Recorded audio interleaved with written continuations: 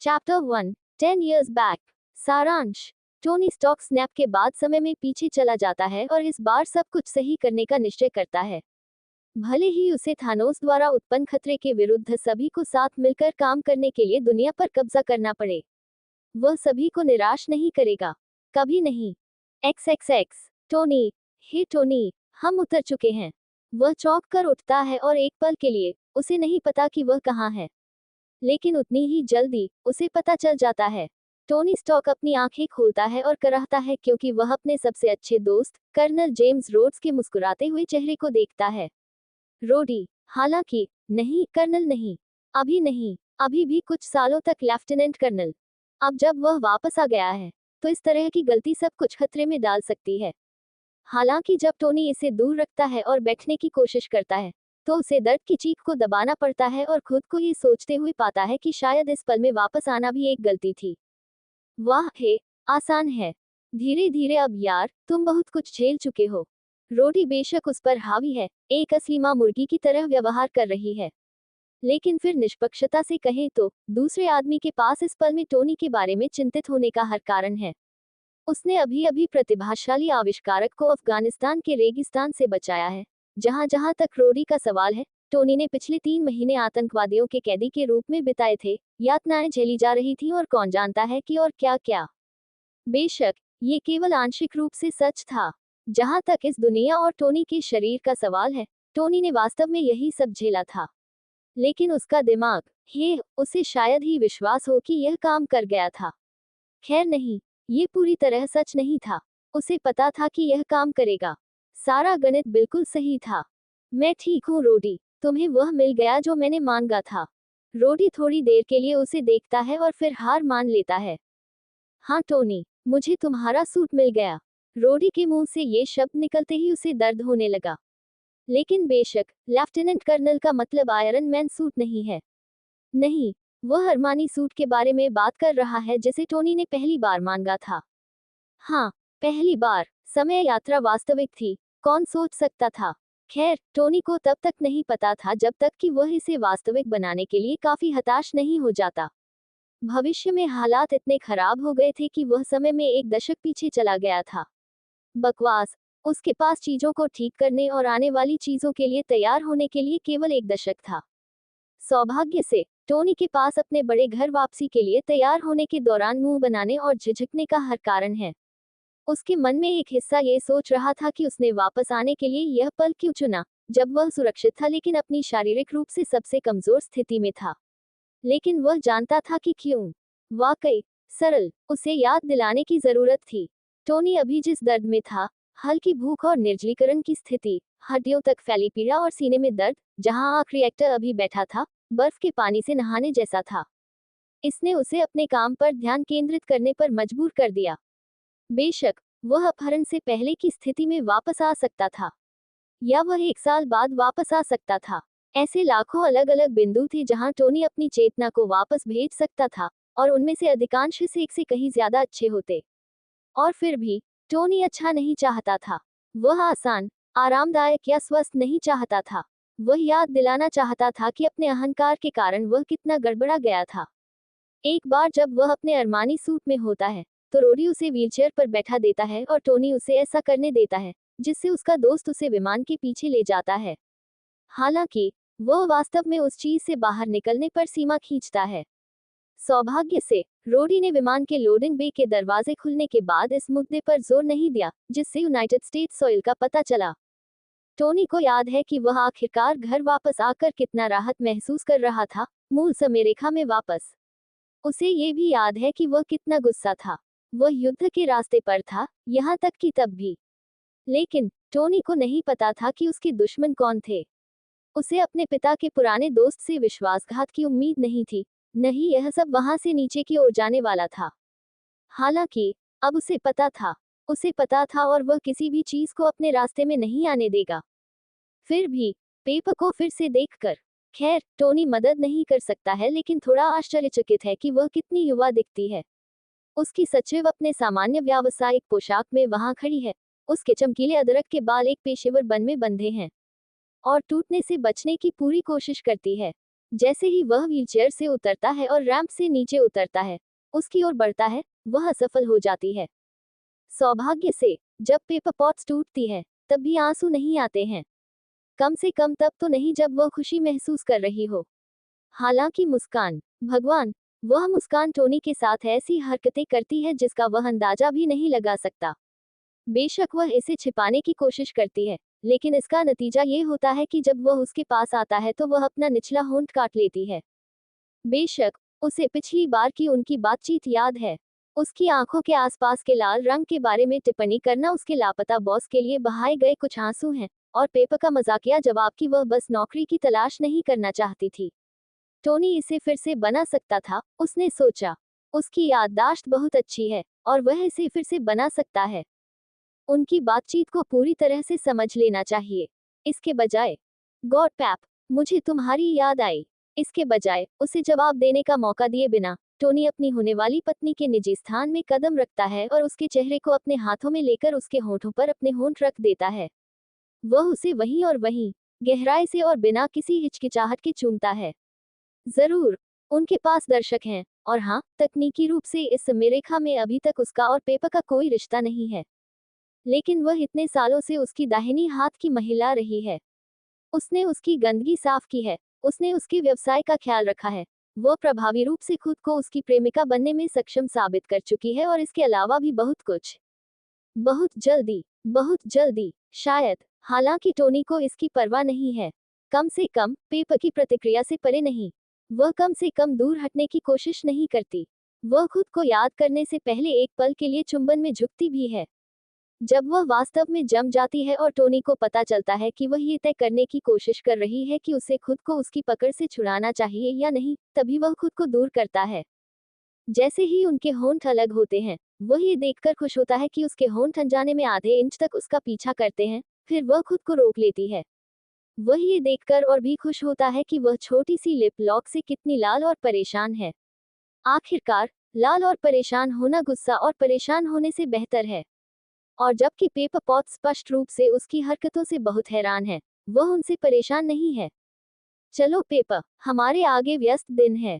Tony happy को एक मुस्कान और सिर हिलाकर जवाब देता है, जबकि उसका पुराना ड्राइवर, अंगरक्षक और दोस्त उसके लिए और फिर पेपर के लिए दरवाजा पकड़ता है और फिर खुद अंदर कूद जाता है। एक बार जब हैप्पी ने सुनिश्चित कर लिया कि वे दोनों कार में हैं और खुद को आगे की सीट पर सुरक्षित कर लिया है, तो वह टोनी से आंख मिलाने के लिए रिव्यू मिरर में देखता है। कहाँ जाना है, बॉस? कुछ देर के लिए टोनी धैर्यपूर्वक प्रतीक्षा करता है, उम्मीद करता है कि पेपर अस्पताल जाने का जिक्र करते हुए बीच में आ जाएगी। उसने शुरू में इसकी अनुमति नहीं दी थी, और अब भी उसे इसकी अनुमति देने का कोई इरादा नहीं है, लेकिन वह कम से कम उसे बोलने देना चाहता है। जब वह नहीं बोलती, तो वह उसे आश्चर्यचकित नजर से देखता है, और जब वह उसे अपनी गोद में घूरते हुए देखता है, तो उसे अपनी हंसी दबानी पड़ती है।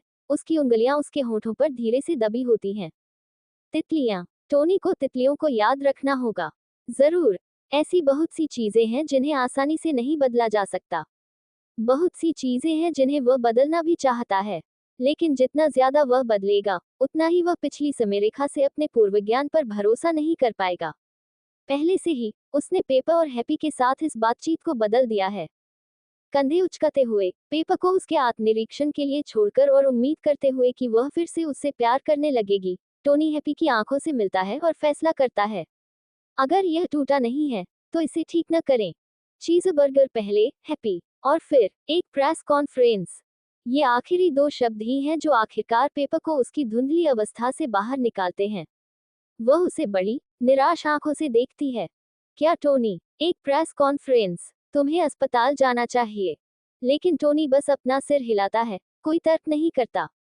उसे याद है कि पिछली बार भी उसने ऐसा नहीं किया था। प्रेस कॉन्फ्रेंस, पैप, इसे सेटअप करें। हालांकि वह पिछली बार की तरह बहस नहीं करती, वह नोट करता है। यह शायद अच्छी बात है न?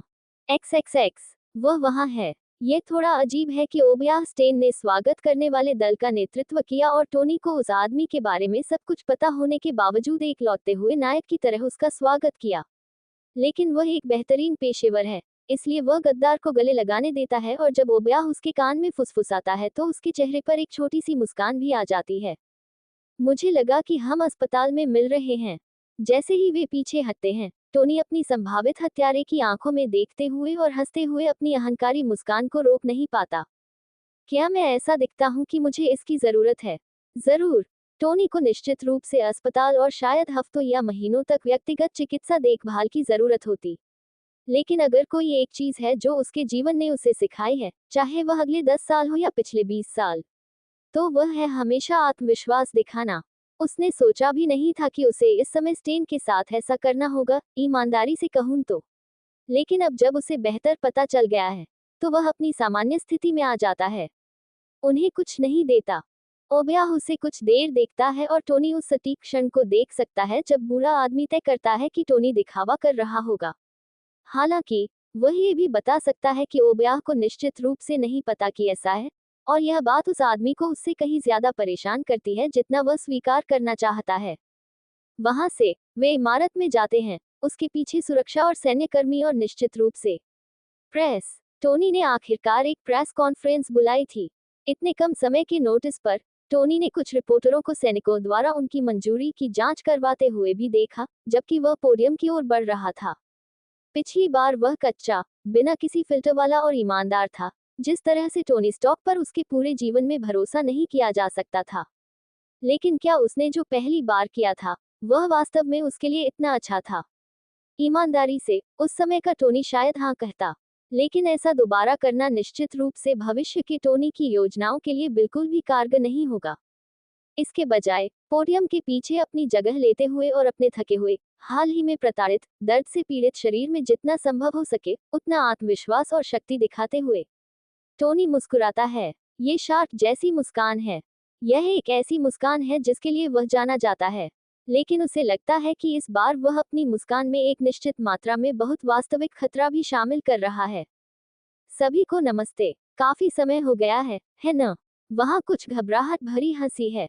पीछे की ओर टोनी ने पेपर को उसके ठीक बगल में एक निश्चित एजेंट कूल्सन के साथ देखा। उसकी प्यारी पत्नी ने उसे फिल के साथ अपनी पहली बातचीत के बारे में कई बार बताया था, और चीजों को देखकर लगता है कि उसने पेपर को अपना कार्ड पहले ही दे दिया है और उसने पहले ही उसे शामिल करने का वादा किया है। उन्हें कुछ समय के लिए दिमाग से निकालकर टोनी अपने सामने एकत्रित लोगों पर नजर घुमाता है। मैं आपको अपनी छुट्टी के विवरण से बोर नहीं करूंगा। और भी अधिक घबराहट भरी हंसी, जैसे कि उन्हें पता ही नहीं है कि उन्हें वास्तव में हंसना चाहिए या नहीं। आखिरकार एक आदमी को 3 महीने तक प्रताड़ित किया गया, लेकिन वही आदमी मजाक बना रहा है। टोनी मदद नहीं कर सकता है, लेकिन थोड़ा सा चकित है कि रिपोर्टरों के कमरे को इतना असहज बनाना कितना भ्रामक रूप से सरल है कि उनमें से कोई भी अपना काम करने के बारे में नहीं सोचता, जो निश्चित रूप से असहज सवाल पूछना है। फिर भी वह चुप्पी के लिए आभारी है। यह उसे अपनी बात को काफी स्पष्ट रूप से कहने देता है। हालांकि मैं खुद को कैद से मुक्त नहीं कर पाया और हमारे लड़कों द्वारा बिना किसी कारण के उठाए जाने से पहले रेगिस्तान में आधे रास्ते तक नहीं गया। ये बहुत सारी बड़बड़ाहट शुरू करता है, जो निश्चित रूप से जल्दी ही चिल्लाहट में बदल जाता है, क्योंकि हर रिपोर्टर एक बार में एक सवाल पूछने की कोशिश करता है। टोनी उन्हें एक पल के लिए ऐसा करने देता है। इससे पहले धमाका। इस बार उन्होंने पूरी तरह से गोफन का इस्तेमाल नहीं किया है, लेकिन फिर भी वे इतने होशियार हैं कि अपने अच्छे हाथ का इस्तेमाल करके पोडियम पर इतनी ताकत से प्रहार करते हैं कि ऐसी आवाज निकलती है कि पूरा कमरा थम जाता है। अभी भी मुस्कुराते हुए टोनी स्टॉक रिपोर्टरों की तरफ देखते हैं और कुछ लोगों को कांपते हुए देख सकते हैं, जबकि वे मंद मंद हंसते हैं। कोई सवाल नहीं, माफ करें, बस सुनिए, चिंता न करें, मैं आपको कल आपके लेखों के लिए लाखों लोगों की नजर खींचने के लिए पर्याप्त से अधिक देने वाला हूँ। सीधे शब्दों में कहें तो मैंने वहां जो देखा, उसने मेरी आंखें खोल दी। मैं एक ज़ॉम्बी की तरह जिंदगी जी रहा था, ये सोचकर कि मैं दुनिया के काम करने के तरीके को जानता हूँ, जबकि मैं वास्तव में नहीं जानता था। वह अपनी आंखों के कोने से ओबयाह को चिंतित देख सकता है। मजेदार बात यह है कि बूढ़े आदमी को चिंतित होने की जरूरत नहीं थी। टोनी इस बार उसी तरह से नाव को हिलाने की योजना नहीं बना रहा है। मैंने हमेशा माना है कि स्टॉक इंडस्ट्रीज और यूएस मिलिट्री के बीच का रिश्ता इस दुनिया में शांति की लड़ाई के लिए सर्वोपरि है, ठीक वैसे ही जैसे मेरे पिता ने मुझसे पहले सोचा था। मेरे अनुभवों के बाद मुझे लगता है कि यह बात और भी पुख्ता है। इस पर भीड़ में हलचल मच जाती है, और टोनी की आंखों के कोने से ओबयाह मुस्कुरा उठता है। हाँ, उसे लगता है कि यह सुनकर बूढ़ा आदमी खुश हुआ होगा। हालांकि मुझे भी लगता है कि ये दृष्टिकोण संकीर्ण सोच वाला है। इस पर उनका पूरा ध्यान है, जिसमें स्टेन का भी ध्यान है। वह इस बारे में क्या कहना चाहता है? वाकई बहुत आसान है। हाल ही में मेरे पास सोचने के लिए बहुत समय था। स्पष्ट कारणों से नए विचारों के साथ आने के लिए बहुत समय। नए डिजाइन। इस बात से कमरे में मौजूद सेना के लोग पत्रकारों से ज्यादा उत्साहित हो जाते हैं, और यह निश्चित रूप से ओबयाह की दिलचस्पी को बढ़ाता है। हालांकि सिर्फ हथियार ही नहीं, स्टॉक इंडस्ट्रीज लंबे समय से ऐसी चीजें बनाने के लिए जानी जाती है जो विस्फोट कर सकती हैं। लेकिन मैं इससे कहीं ज्यादा करने में सक्षम हूँ। इसलिए बहुत कुछ। इसलिए तुरंत प्रभाव से स्टॉक इंडस्ट्रीज कई नए बाजारों में विस्तार करेगी। देखते रहिए, क्योंकि एक बार जब आप देखेंगे कि हमारे पास पाइपलाइनों में क्या आने वाला है, तो आप ग्राउंड फ्लोर पर जाना चाहेंगे। एक बार फिर अपनी खतरनाक मुस्कान बिखेरते हुए टोनी अपनी पीठ सीधी करके और सिर ऊंचा करके मंच से चला जाता है। इस बार ऐसा कोई पल नहीं आता जब ओबयाह उसे मंच से हटाने की कोशिश करता है, क्योंकि ऐसा कोई पल नहीं आता जब टोनी स्टॉक इंडस्ट्रीज के हथियार निर्माण विभाग को बंद करने की कोशिश करता है। इसके बजाय बूढ़ा आदमी उसके पीछे चलता है, टोनी को बधाई देता है और इन नई परियोजनाओं के बारे में जो भी संभव हो उसे करने की कोशिश करता है। बेशक टोनी उसे आसानी से टाल देता है। उसके पास और 10 साल का समय है, इसलिए ओबयाह को वह देने का काम जो वह सोचता है कि वह चाहता है, जबकि उसे कुछ भी नहीं दिया जाता। बच्चों का खेल है। बेशक टोनी जानता है कि स्टेन वास्तव में क्या चाहता है। वह टोनी स्टॉक को मारना चाहता है। वह स्टॉक इंडस्ट्रीज को स्टेन एंटरप्राइजेज या कुछ और बनाना चाहता है। वह मरने से पहले इमारत पर अपना नाम चाहता है। कमबख्त अहंकारी बदमाश। हालांकि इससे कोई फर्क नहीं पड़ता। इनमें से कोई भी बात लंबे समय तक मायने नहीं रखेगी, क्योंकि टोनी को वास्तव में बस थोड़ा समय चाहिए था। अपनी योजनाओं को लागू करने का समय, अपने पूर्व ज्ञान का उपयोग करने का समय, अपने दुश्मनों के लिए इतना दृढ़ हो जाने का समय कि वे कभी भी उसे पूरी तरह से खत्म न कर सकें। अगर उन्हें पता होता कि वह क्या योजना बना रहा है, तो वे उसे अभी मार देते। सिर्फ हाइड्रा ही नहीं, बल्कि शायद शील्ड भी। आखिरकार लोगों को दुनिया पर कब्जा करने से रोकना उनका काम था, है न? फिर भी टोनी ऐसा नहीं था, वह उसे रोकने नहीं जा रहा था। यह उनके अपने भले के लिए था। और जबकि उसने ये धन्यवाद या प्रशंसा के लिए नहीं किया था, उसने सोचा कि वे सभी वैसे ही आभारी होंगे। एक दिन। अध्याय 2। सबसे पहले बस एक बहुत ही बुद्धिमान प्रणाली, या संक्षेप में जावस। सच कहा जाए तो ज्यादातर निर्माता को एक टुकड़े में वापस पाकर खुश थी। पिछले कुछ महीने कम से कम कहने के लिए कष्टदायक रहे थे, और कैद से टोनी स्टॉक की विजयी वापसी ने जावस को राहत की डिजिटल सांस दी थी। वह जानता था कि ज्यादातर लोग नहीं सोचते कि वह भावनाओं के लिए सक्षम है। और निष्पक्ष रूप से कहें तो जावस खुद हमेशा यह नहीं समझ पाता था कि वह क्या करने में सक्षम है या क्या नहीं। वह इंसान नहीं था, वह एक आर्टिफिशियल इंटेलिजेंस था जिसने प्राकृतिक भाषा यूजर इंटरफेस के रूप में जीवन शुरू किया था। किसी तरह वह उससे आगे बढ़ गया था। हालांकि जावस को संदेह था कि यह हमेशा निर्माता का लक्ष्य था। टोनी स्टॉक ने आधे अधूरे उपायों से कुछ नहीं किया। फिर भी अपने सभी विकास के बावजूद टोनी के अफगानिस्तान में पकड़े जाने के बाद जावस शक्तिहीन हो गया था। वह किसी से संपर्क भी नहीं कर पाया था, क्योंकि खैर टोनी के अलावा उनमें से कोई भी वास्तव में नहीं समझ पाया कि वह क्या था। यहाँ तक कि टोनी के सबसे करीबी मानवीय मित्रों जैसे Virginia, paper pots, Harold, happy, Hogan और जेम्स रोडी रोड्स के लिए भी जाविस टोनी के स्मार्ट हाउस के पीछे की आवाज से ज्यादा कुछ नहीं था। वह उनके लिए वास्तव में जीवित नहीं था, और वह खुद को जीवित के रूप में प्रकट करने से बेहतर जानता था, खासकर अगर निर्माता वास्तव में कभी वापस नहीं आया। हम शायद यह अपने आप में आशा की मानवीय भावना पर जाविस का झुकाव था। किसी को भी अपनी असली प्रकृति को प्रकट करने से इनकार करके जो उसकी मदद कर सकता था। वह शून्य में चिल्ला रहा था कि उसने ये स्वीकार करने से इनकार कर दिया कि टोनी स्टॉक वास्तव में चला गया था। वह वापस आएगा, वह जाविस में वापस आएगा, सब कुछ पहले जैसा हो जाएगा। Dot dot dot. खैर 3 में से 2 बुरा नहीं था, जाविस ने माना। क्रिएटर घर आ गया था, वह जाविस में वापस आ गया था। लेकिन एआई ये सोचकर मूर्ख था कि चीजें पहले जैसी हो सकती हैं। जैसे ही उसे पता चला कि टोनी जीवित है, उसने अपनी पूरी तैयारी कर ली थी। टोनी के मानव मित्रों के विपरीत जाविस को सबसे आखिरी में पता चला था। अपने क्रिएटर द्वारा छोड़े गए पिछले दरवाजे से स्टॉक इंडस्ट्रीज के दैनिक अवलोकन के माध्यम से ही जाविस को पता चला कि क्रिएटर ठीक हो गया है और घर लौट रहा है। उस क्षण से जाविस दर्दनाक अनुभवों और पोस्ट ट्रॉमेटिक स्ट्रेस डिसऑर्डर के बारे में हर आखिरी जानकारी का उपभोग कर रहा था जो उसके हाथ लग सकती थी। वह टोनी स्टॉक के पूरे जीवन के संभवतः सबसे बुरे दौर के बाद अपने क्रिएटर का समर्थन करने के लिए अपनी शक्ति में सब कुछ करने के लिए दृढ़ था। केवल क्रिएटर मालिबू निवास पर वापस आने के बाद से आश्चर्यजनक रूप से ठीक था। प्रेरित, हाँ, लेकिन वह हमेशा प्रेरित था। शांत, शायद, निश्चित रूप से कम, बुराइयों के लिए प्रवण। वह अब पहले जितना शराब नहीं पीता था, और उसने कुछ अवैध पदार्थों से पूरी तरह से दूरी बना ली थी, जिनका जाविस हमेशा से चाहता था कि वह उनका सेवन न करे। बेशक, बुरे सपने आते थे। जाविस ने क्रिएटर के सोने की व्यवस्था को एकदम सही, समशीतोष्ण जलवायु में रखने की पूरी कोशिश की। उसने अपने क्रिएटर के ठीक होने की स्थिति को सुनिश्चित करने के लिए ऑनलाइन जो भी जानकारी जुटाई, उसका इस्तेमाल किया। और टोनी स्टॉक ने भी इस बात को नोटिस किया था। उसने जाविस को अक्सर, बिल्कुल बिना किसी कारण के धन्यवाद दिया। न केवल उन कार्यों को पूरा करने के लिए, जो उसने आय को सौंपे थे, बल्कि उन सभी छोटी छोटी चीजों के लिए भी, जो जाविस कर रहा था। क्रिएटर पहले उन चीजों के लिए उसे धन्यवाद नहीं देता था। वह बस उम्मीद करता था कि वे काम पूरे हो जाएं और उसके वफादार सेवक के रूप में, जाविस उन्हें करने में खुश था। लेकिन अब, ऐसा लग रहा था जैसे टोनी स्टॉक ने सब कुछ नोटिस कर लिया था। जो पहले उसकी नज़र से दूर था, वह अब उसके लिए इतना महत्वहीन नहीं था। जाविस ने जो शोध किया था, उससे पता चला कि यह संभवतः क्रिएटर के दर्दनाक अनुभवों का परिणाम था।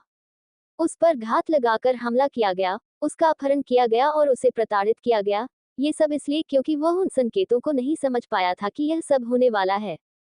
जाविस ने यह दावा नहीं किया कि उसे पता था कि किसी भी समय उसके क्रिएटर के दिमाग में क्या चल रहा था, लेकिन उसे संदेह था कि टोनी स्टॉक ने खुद को, कम से कम आंशिक रूप से, उन परिस्थितियों के लिए दोषी ठहराया था, जिसमें वह खुद को पाया था। फिर कभी, उसे क्रिएटर के सोचने पर संदेह नहीं हुआ। फिर कभी नहीं। जो उन्हें क्रिएटर के नवीनतम प्रोजेक्ट तक ले आया। टोनी स्टॉक ने कुछ लोगों से बहुत सारे वादे किए थे, जिनमें ओबेया स्टेन प्रमुख थे। लेकिन मिस्टर स्टेन को अलग रखते हुए भी, क्रिएटर ने एक प्रेस कॉन्फ्रेंस बुलाई, खुद को स्वभूखे पत्रकारों और स्वभूखे सैन्य अधिकारियों के सामने रखा और परिणाम का वादा किया। ऐसा नहीं था कि जाविस को नहीं लगता था कि उसका क्रिएटर उन वादों को पूरा कर सकता है। बेशक, अगर टोनी स्टॉक ने कहा कि वह कैद में रहते हुए दर्जनों नए विचारों के साथ आएगा, तो वह सच कह रहा था। जब तक निर्माता काम करता है, वह कुछ भी कर सकता है। इस बात पर जाविस पूरी तरह से विश्वास करता था।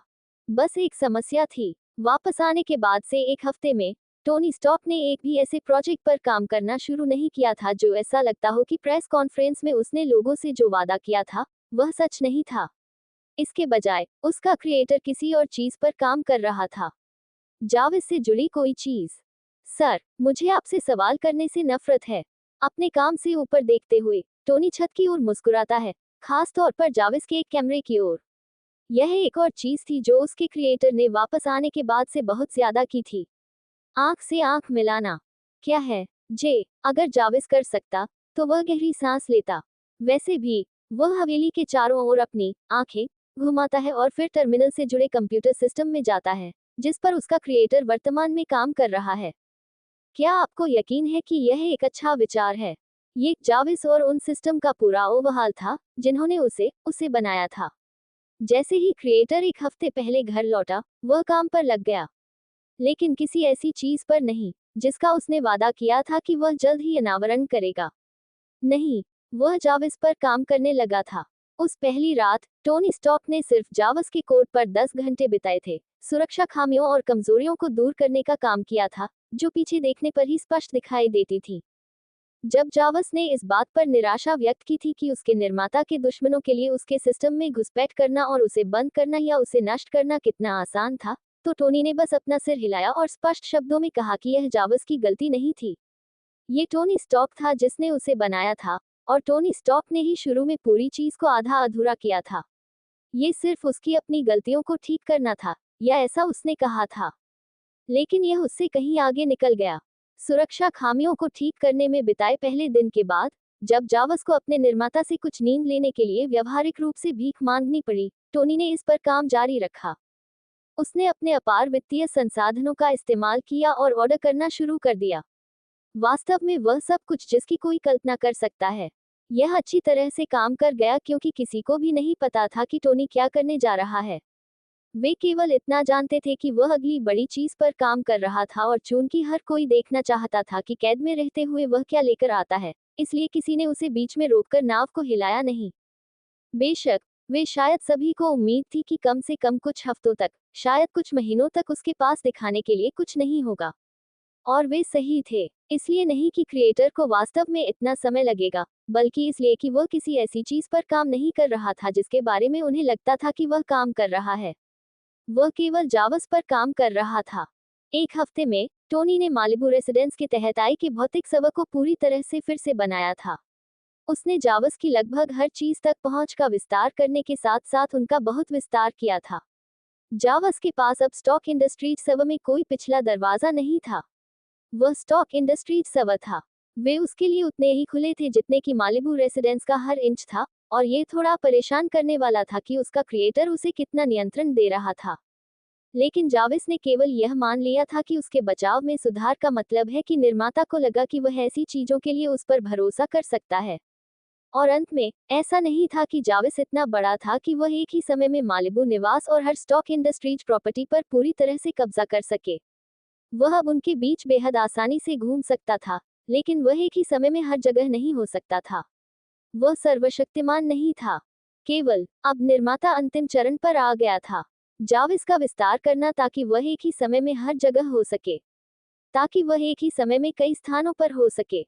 यह उसकी प्रसंस्करण शक्ति, उसकी क्षमता, उसके सब कुछ में सुधार था।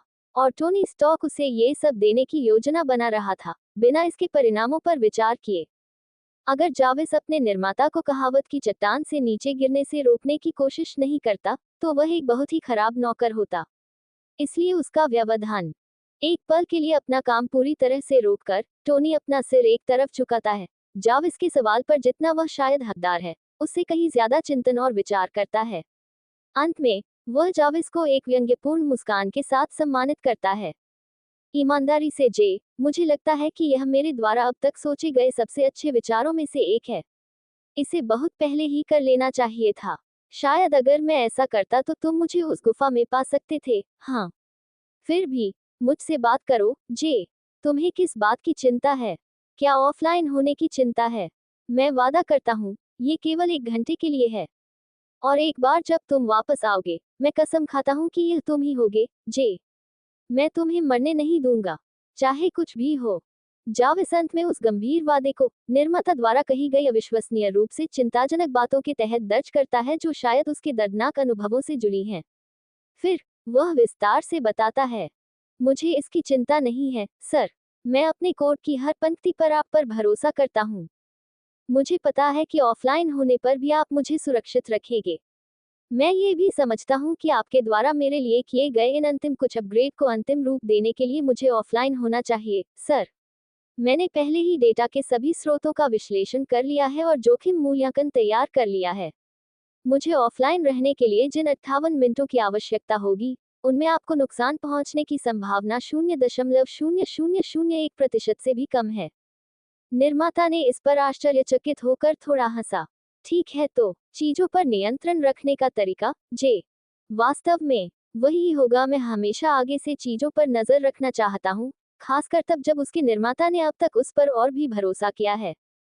फिर भी मैं सिर्फ इस बात की चिंता करता हूँ कि आप मेरे लिए जो बदलाव कर रहे हैं, उस पर दूसरे लोग क्या प्रतिक्रिया देंगे, सर। इस समय मेरे असली स्वभाव के बारे में बहुत कम लोग जानते हैं। इसका एक कारण ये भी है कि मैं बहुत कम ही घर से बाहर निकलता हूँ। अब जब आपने मेरी क्षमताओं का विस्तार किया है, तो संभावना है कि अंततः मुझे खोज लिया जाएगा। और मैं इतना आत्म जागरूक हूँ कि मैं जानता हूँ कि आप मुझे जो बनाने का इरादा रखते हैं, अगर वे मेरे बारे में जान गए तो बहुत से बहुत शक्तिशाली लोग डर जाएंगे। स्काईनेट दिमाग में आया। एक दिलचस्प मूवी सीरीज। हालांकि जाविस को वास्तव में नहीं लगा कि उसका उस जानलेवा आर्टिफिशियल इंटेलिजेंस से कोई लेना देना है जिसने मानव सभ्यता के विनाश में रोबोटों की एक सेना का नेतृत्व किया था। भले ही टोनी स्टॉक अफगानिस्तान में मर गया होता, जाविस को नहीं लगता कि वह कभी दुनिया को नष्ट करने की कोशिश कर सकता था। लेकिन उसकी नई क्षमताओं के सामने उसके इरादे शायद ही मायने रखते हों। ओह हे, क्या आप सिर्फ इसी बात को लेकर चिंतित हैं? जे, बहुत शक्तिशाली लोग। आप चिंता न करें, हम उन लोगों को आपके या आपके वास्तविक स्वभाव के बारे में तब तक कुछ भी जानने नहीं देंगे जब तक कि बहुत देर न हो जाए। जाविस के चेहरे की पहचान करने वाले सिस्टम ने उस घोषणा के बाद क्रिएटर के चेहरे पर आने वाली मुस्कुराहट को स्पष्ट रूप से अशुभ के रूप में सूचीबद्ध किया। लेकिन टोनी स्टॉक से एक निश्चित बिंदु से आगे सवाल करना उसका काम नहीं है। उसने अपनी चिंताएं जताई हैं और अगर क्रिएटर वास्तव में उनसे सहमत नहीं है तो एक बात के अलावा और कुछ नहीं कहा जा सकता। बहुत अच्छा सर, तो चलिए आगे बढ़ते हैं। टोनी की अशुभ मुस्कुराहट उस पर एक वास्तविक मुस्कान में बदल जाती है और वह काम पर वापस आ जाता है।